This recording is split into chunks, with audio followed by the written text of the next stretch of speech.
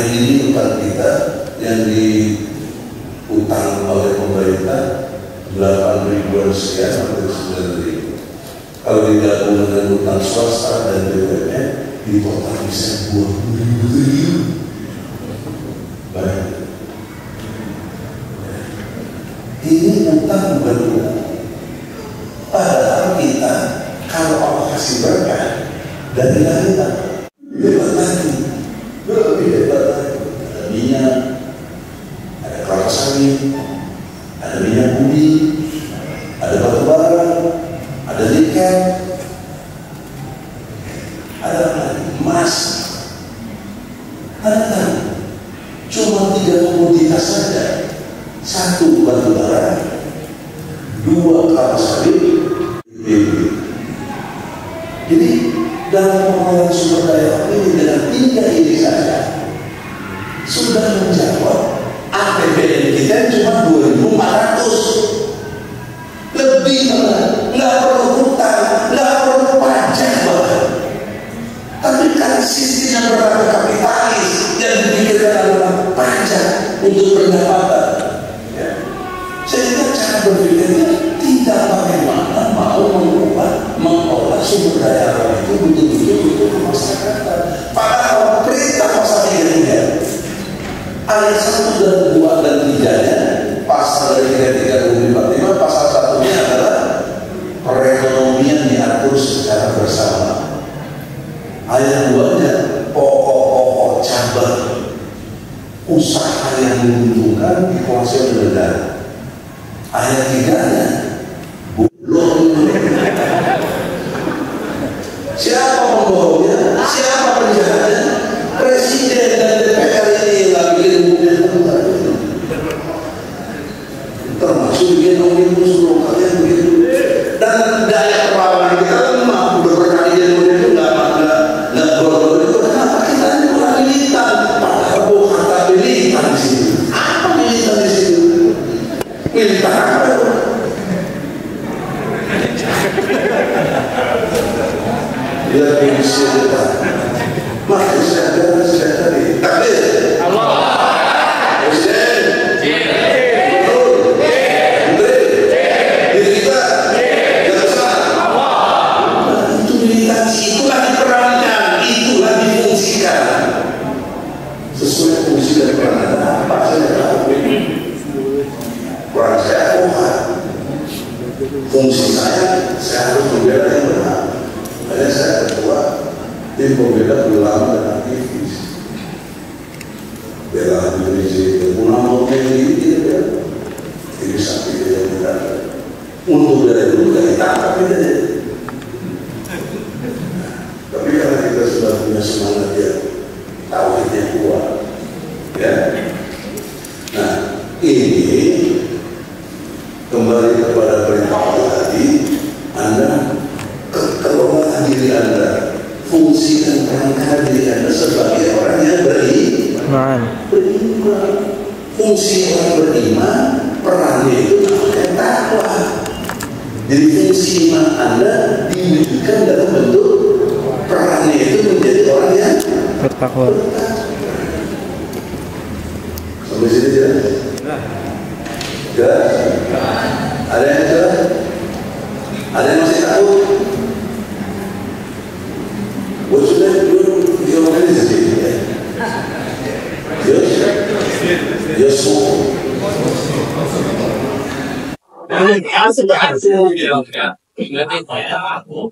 Kalau dia berlaku, mesti dengan diusir dan dimungkin lagi. Mana sih? Soalnya sih, ini yang tadi. Kita boleh lagi takut Israel. Wah, kalau dia. Sekitar begitu banyak-banyak yang lupa tidak ada gunanya. Yang penting Anda maju mengenalkan diri Anda sebagai guru.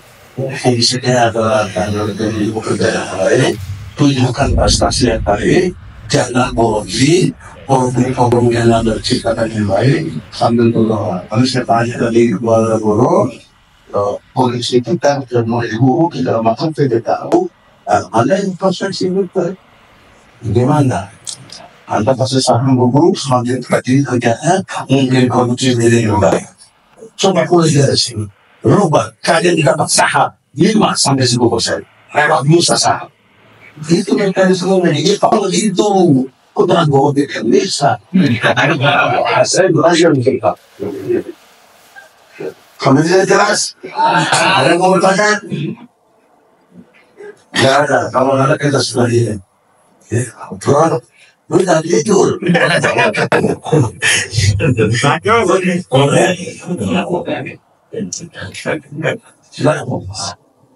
Ya, saya sedikit sulit ingin komentarnya.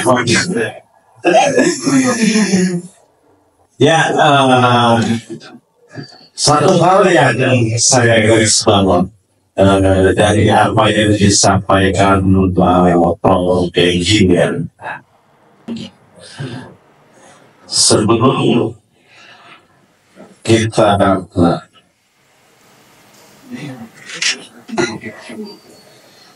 melakukan fungsi dan peran kita sebagai pekerja organisasi serikat pekerja dalam memperjuangkan hak pekerja dan lain yang perlu dibenahi di awal itu persoalan keimanan dan konflik.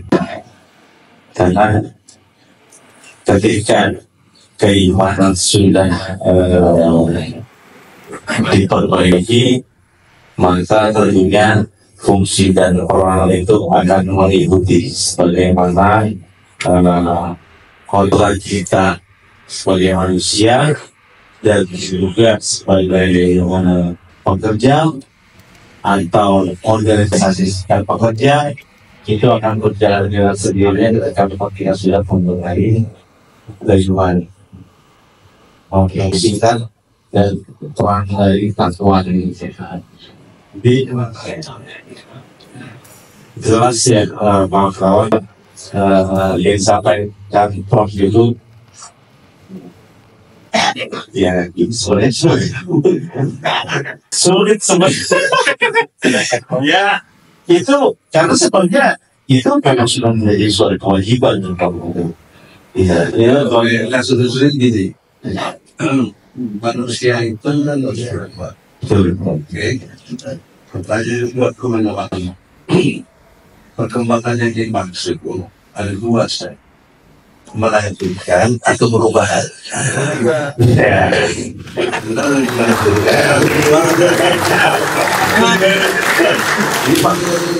Itu namanya pemilih rasional. Amin. Masa mau melanjutkan korupsi ya? Masa mau melanjutkan kita sebagai binatang disukai dari terus dipotong? Nah itu akan mau perubahan. Amin.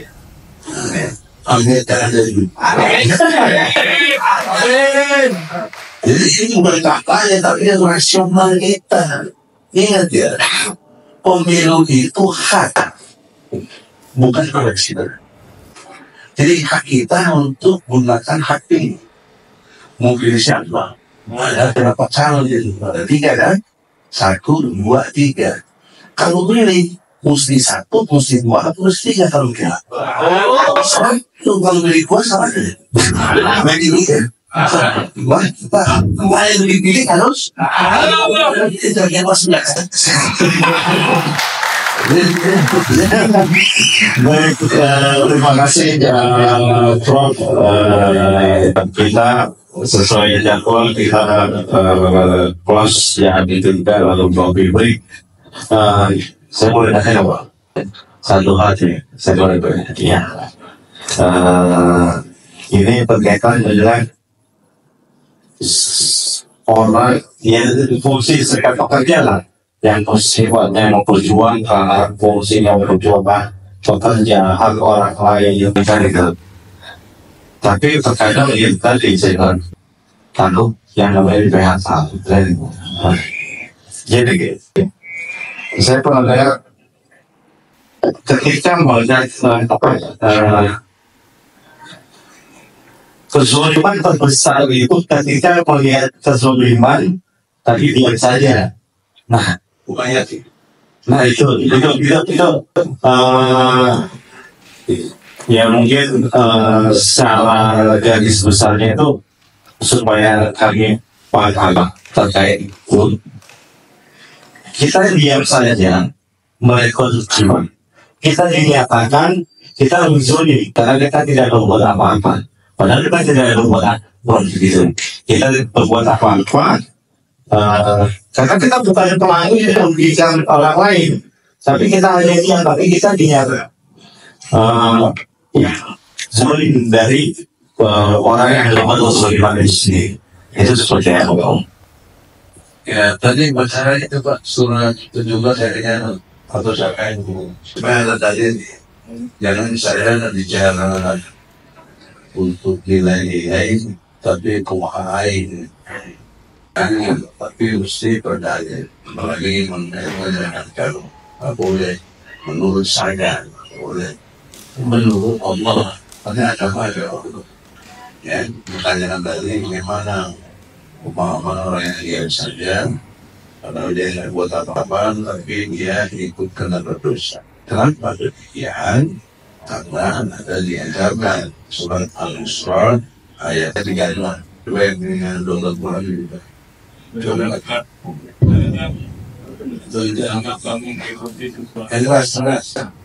janganlah kamu mengikuti sesuatu yang tidak kamu ketahui, karena pendengaran, penglihatan, dan hati nurani semua itu akan diminta pertanggungjawabannya. Jangan kamu ikuti sesuatu yang tidak tahu. Berarti tidak dia. Tidak dia muncul ya. Kenapa? Karena pendengaran, penglihatan, dan hati akan dimintai pertanggungjawaban. Sekarang kita diskusi sedikit tentang ayat ini supaya kita sangat mudah. Ayat ini kalau dihubungkan ke surat 7. Surat 7 ayatnya 179. Saya katakan bahwa posisi diri kita dalam konteks posisi diri kita adalah fungsi dari mana. Ya, tidak lagi ditempatkan di mana fungsi dari tahu.